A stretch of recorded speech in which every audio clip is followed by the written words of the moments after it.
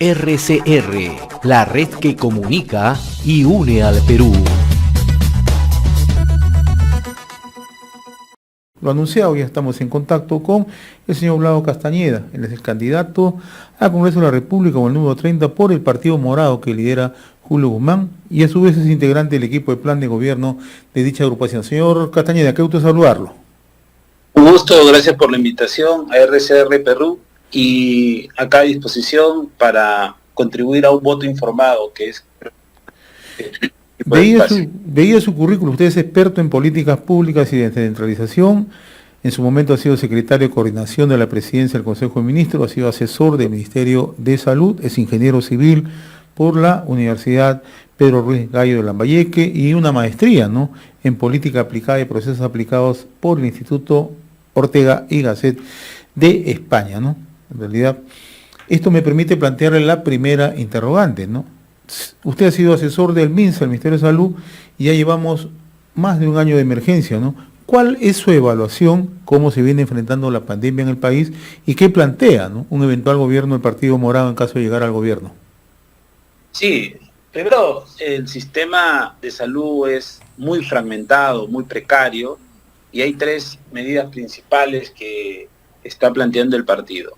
Uno, en lo inmediato, poner todo el esfuerzo en el Plan Nacional de Vacunación, para que todos los adultos al 31 de diciembre del 2021 estén vacunados, y de esa manera se pueda mejorar la integración a las actividades sociales y productivas. Y para eso no solamente interesa qué hay que hacer, sino cómo hay que hacerlo. Y en el cómo, la lógica es un SAR de vacunación para que tenga una persona que tenga rango ministerial y que pueda hacer la coordinación multisectorial que se necesita con un comité científico acompañado al presidente y a este SAR de vacunación. Dos, tener 1.600 establecimientos de salud como puntos de vacunación, más grupos itinerantes con las Fuerzas Armadas, la Policía Nacional, acompañando al personal de salud.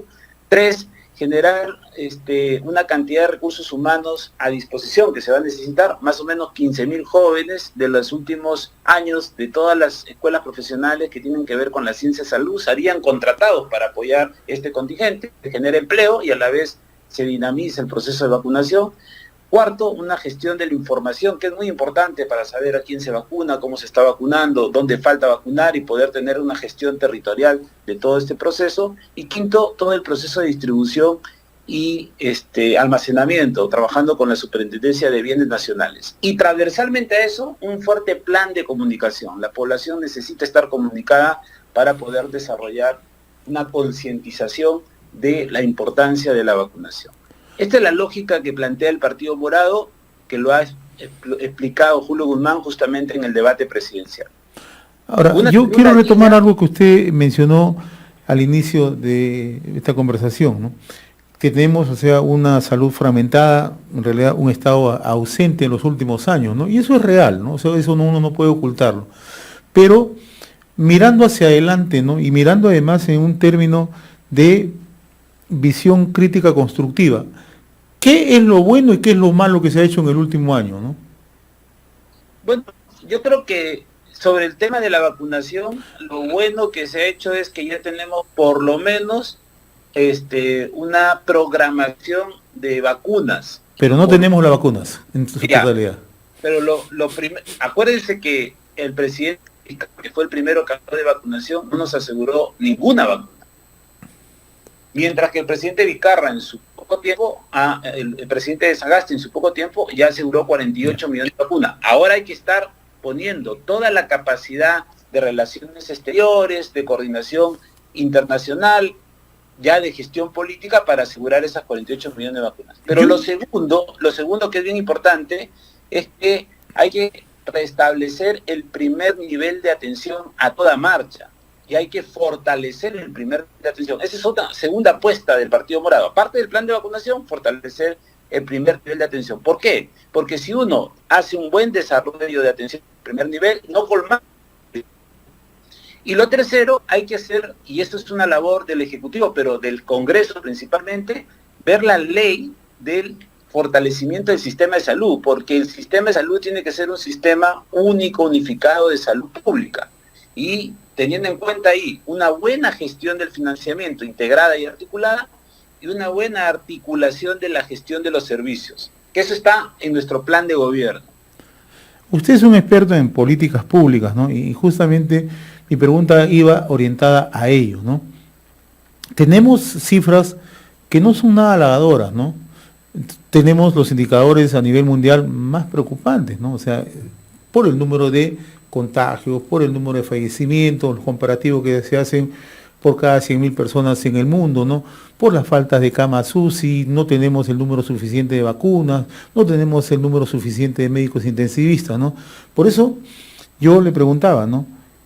¿Qué es lo malo que se ha hecho? Porque es cierto, siempre se atribuye a los gobiernos anteriores, pero cuando uno tiene una gestión, como la del señor Vizcarra, que tuvo 2 años, ya no se puede asumir, ya se tiene que asumir el pasivo y el activo. Usted lo sabe como gestor público, ¿no? El error que se cometió, creo yo, es cerrar el primer nivel de atención. Este fue un error gravitante, porque la pandemia tiene tres lógicas, ¿no? Los que se protegen por su buen comportamiento social, distanciamiento, mascarilla, la parte higiénica, pero hay personas que están expuestas. De esas personas hay 2 tipos, los asintomáticos y los sintomáticos. Entonces, si hubiera un buen primer nivel de atención en los primeros estadios, habría una fuerte conexión con la problemática de la salud que produce justamente la pandemia. Cuando se cerró el primer nivel de atención, ya no tenías ese reflejo inicial para controlar a los asintomáticos y principalmente darles atención a los sintomáticos para que no se lleguen a agravar. Y luego son las capacidades, la precariedad. No teníamos plantas de oxígeno, todavía falta cerrar esa brecha. En esa línea está, entiendo yo, el actual gobierno.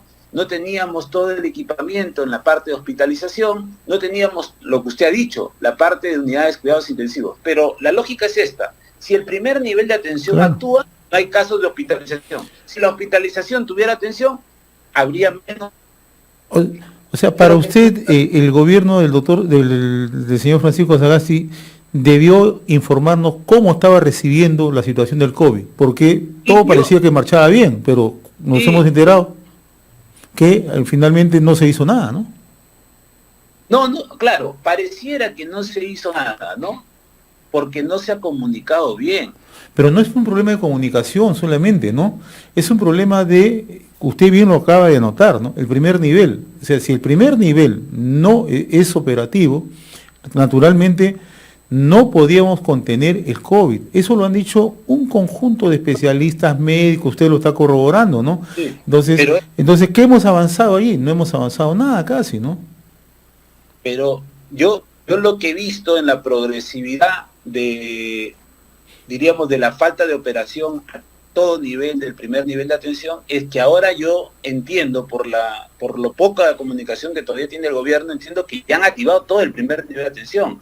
Han activado la parte de prevención y promoción de la salud para trabajar con la comunidad. Hay que involucrar, porque acuérdense que este es un contagio que quien es el vehículo del contagio somos cada uno de nosotros. Entonces, si hay prevención, si hay promoción y si hay de primer nivel, lo que vamos a tener una mejor capacidad, diríamos, de respuesta en los casos para que no lleguen a agravarse los casos y no necesiten de hospitalización, y gran parte de la hospitalización necesita de UCI. Se ha mejorado, pero no es suficiente, hay que fortalecerlo, y eso no lo puede hacer un gobierno que entra. Miren, un gobierno de transición, ¿cómo entra? De un día para otro, porque es de transición. ¿Lo elige quién? El Congreso. No entra con un plan de gobierno, no entra con todos los ajustes, es un gobierno de emergencia. Entonces, yo entiendo ya como profesor de política pública que yo no le voy a pedir a un gobierno de transición que tenga un plan de gobierno, que tenga todo ajustado. Además, todos los ministros son independientes, recién se ha estructurado.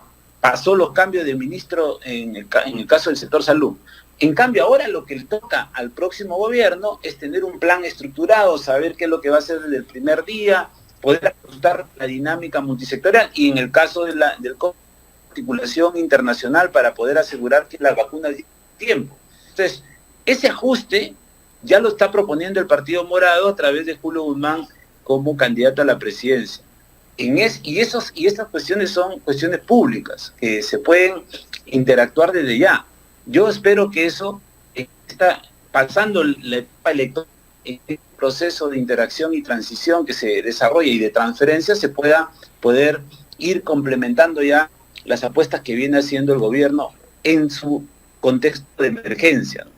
Otro tema que me gustaría abordar con usted como integrante del plan de gobierno del Partido Morado y además como especialista en políticas públicas de descentralización, es qué hacemos para optimizar una buena gestión en los gobiernos subnacionales, ¿no? Uno de los grandes problemas que tiene el país, señor Castañeda, sin lugar a dudas, es la utilización de recursos, la focalización y priorización de los gastos, ¿no?, en obras que sean de interés para la colectividad. Eso no está ocurriendo. Y no es que no hubiera recursos. Recursos no hemos tenido. Ahora ya los hemos agotado una gran parte de estos recursos, ¿no? Pero ¿cómo optimizamos esta gestión? ¿Cómo hacemos que los gobiernos subnacionales además no caigan en la tentación de no priorizar proyectos que son de necesidad? Estamos hablando de proyectos en agua, saneamiento, estamos hablando de proyectos en salud, estamos hablando de proyectos en educación, en vías de comunicación, etcétera, etcétera. Eso no ocurre. Estamos viendo que los gobiernos regionales, el que tiene un mejor indicador, 60%, 70% algunos, pero hay otros que ni siquiera han llegado al 20%, ¿no? ¿Qué es lo que ha ocurrido en realidad en los últimos años? Justo ayer Julio Guzmán ha lanzado un video donde explica esta dinámica en el marco de la reactivación económica. Para reactivar la economía, ¿no?, hay tres cosas que está proponiendo Julio Guzmán: empleo inmediato, empleo sostenible y progreso. En el empleo sostenible, que es el segundo hito, ahí es donde entra la reactivación económica, y un brazo de la reactivación económica es la inversión pública.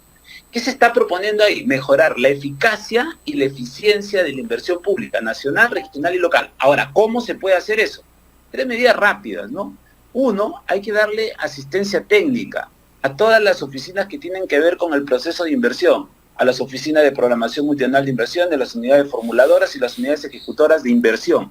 Para eso lo que está planteando el partido es mandar un grupo de técnicos que estén 5 años de manera permanente acompañando a los gobiernos regionales para destrabar los procesos que tienen que ver con la inversión y además desarrollar capacidades y gestión del conocimiento en los funcionarios regionales.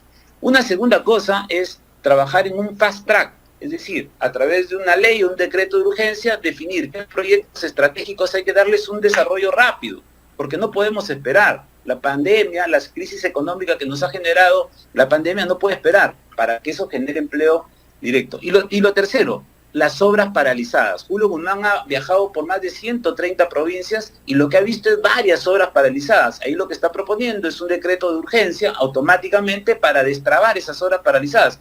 Muchos hospitales, muchos puentes, muchas carreteras, que le falta un poquito, ¿no? Entonces, con eso tú generas una dinámica en torno a la operación y mantenimiento de la inversión. Eso debe generar que haya un acoplamiento para aumentar la capacidad de inversión pública que va a dinamizar la inversión privada. Hay que moverla desde lo nacional y desde también lo extranjero, facilitándole principalmente los procedimientos y la articulación a estos. Me queda un minuto. Usted es candidato con el número 30 al Congreso de la República en Lima Metropolitana. ¿Cuáles son sus principales propuestas al Congreso, señor Castañeda? Y yo tengo dos. Uno es el tema de la defensa de la universidad pública en 3 aspectos. Mejorar la calidad del servicio, principalmente en los aspectos de conectividad. 2, la gestión administrativa tiene que ser flexible. Una universidad es una entidad pública y la tratan como un gobierno local, un gobierno regional, un ministerio. Y como compite con la universidad privada, tiene que tener flexibilidad y compite en un mundo global. Y lo tercero, que es una apuesta de Julio Guzmán, es promover la ciencia, la innovación y la tecnología desde el ámbito universitario. Sin ciencia no hay futuro. Y luego para Lima, porque ese es un tema nacional, para Lima lo que estoy planteando es enfocarme en la ciudad.